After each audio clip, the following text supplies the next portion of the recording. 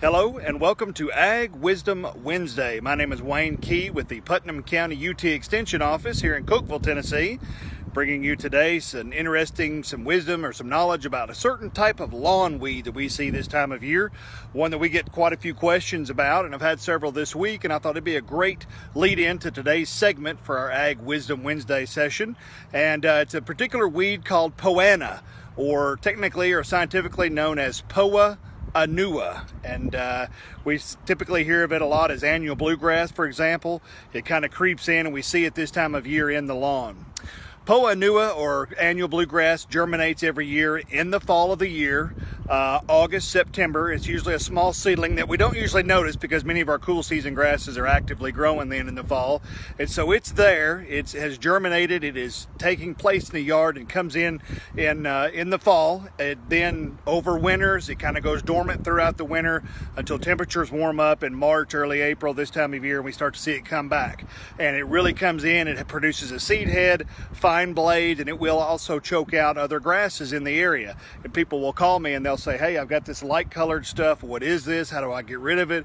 What do I do? So first thing we'll do is we'll identify it. We've got a patch of it here at the UT Extension office here in the yard close to the office, and I'll just kind of turn the camera down here and show you exactly what this stuff looks like. It has a small seed head to it, for example, fine blades, looks a lot like some other lawn weeds that we have, but this is what it is. It forms a real dense carpet. But it's this right here, and it's these small seed heads that you'll see that is annual bluegrass, and it's that real light colored patch that you'll see in your yard quite a bit. So this stuff will come in. Best way to prevent it is a thick sod. It likes to germinate and really grow when lawns are thin, when they're weak, when there's not a lot of dense canopy or cover from other grasses. So if there's no competition there, they can really take off and grow. Putting in a pre-emergence, like a crabgrass preventer with a pre-emergence or a halts or a weed and feed or anything like that will help kill these as weed seedlings in the fall of the year. Get that down before September the 1st.